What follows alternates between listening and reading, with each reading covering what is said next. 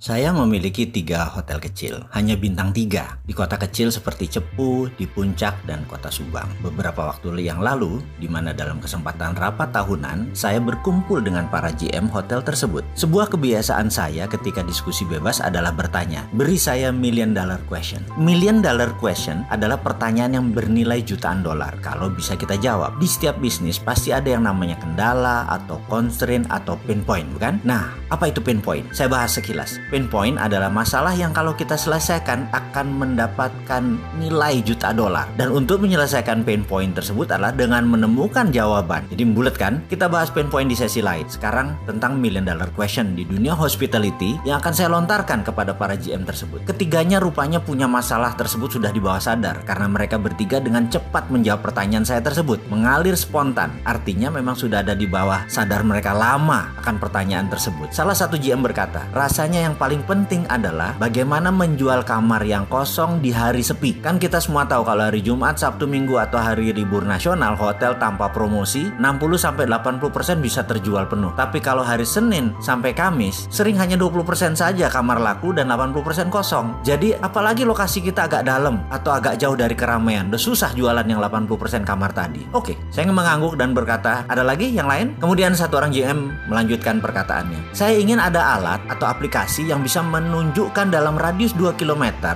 dari hotel saya ada berapa orang yang perlu kamar sekarang. Oke, saya bilang. Yang lain lagi, satu orang lagi yang terakhir berkata, pekerjaan anak-anak front desk, ada nggak aplikasi yang membuat mereka bisa bekerja dengan cepat? Karena rata-rata itu adalah 10-15 menitan lah kami melayani tamu di front desk. Kalau tamu tadi ada ngantri aja di belakangnya karena sore hari ada yang masuk kemudian ada yang ngantri di belakangnya, atau malam deh tersering, itu bisa 30 menit. Padahal melalui OTA atau .com segala macam itu malah lebih merepotkan karena data administrasinya ada di kita. Dia cuman good dalam paymentnya saja. Jadi administrasi harus tetap kita kerjakan manual. Mendengar komentar ketiganya, saya langsung berpikir keras seperti kebiasaan kaum introvert yang dicampur kaum intuitif seperti saya. Saya mikir saja. Tiba-tiba klik di kepala saya ada sesuatu yang sepertinya bunyi. Lalu saya berkata, kalau saya bisa jawab ini semua artinya kita akan dapat million dollar bisnis. Betul? Bertiga mengangguk. Padahal saya ini bukan berbicara pada mereka, saya setengahnya berbicara pada diri sendiri. Begini, kan aplikasi online traveler itu kebanyakan melihatnya dari sisi traveler, bukan dari sisi kalian para hotelier, bener nggak? OTA, online travel agent itu kan punya pihak ketiga. Bagaimana kalau saya buatkan aplikasi dari kacamata hotelier sekarang, dari kacamata kita? Jadi ini merupakan hotel platform, hotel yang menentukan segalanya, mulai dari pricing sampai HMS, software atau hotel management system, semua ada di front desk. Bahkan di front desk tersebut jika ada traveler, dia cuma ngasih QR code, dipotret, data pindah dan langsung kasih kunci. Jadi tugas front desk hanya satu. Setelah QR code dikasih tadi, tinggal samakan identitas dia dengan di QR code, lalu kuncinya dikasih. 1 menit selesai. Lalu saya bilang, bagaimana kalau saya siapkan aplikasi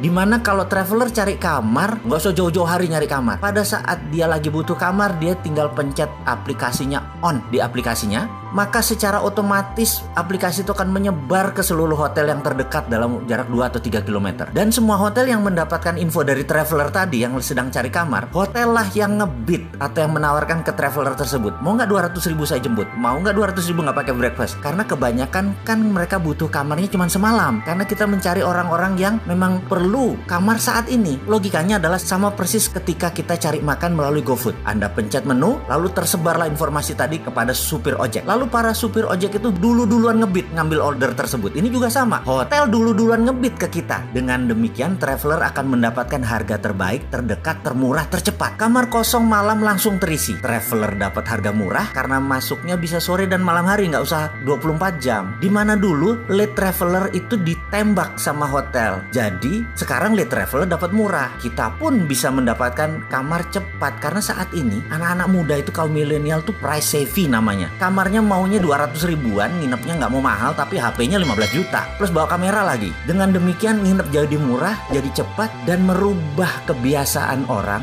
bertransaksi melalui OTA. Karena sekarang ini bukan OTA tapi hotel platform. Anda yang nentuin. Bagaimana? Demikian saya mengoceh panjang dan kemudian saya berkata, coba panggil Mas Daf. Mas Daf adalah tim IT saya yang sudah ikut saya lama banget. Banyak aplikasi yang dia buat. Saya bilang kepada Mas Daf, Mas, kita buat aplikasi namanya Get Hotel. Logonya warna biru muda seperti warna klub bola Manchester City. dan ada kuningnya sedikit. Dan kami berenam setiap hari, setiap kesempatan sudah 6 bulan berjalan. Akhirnya kita ketemu sebuah aplikasi baru yang namanya Get Hotel. Kayaknya sudah siap meluncur. Ngomong-ngomong, ada yang minat gabung nggak?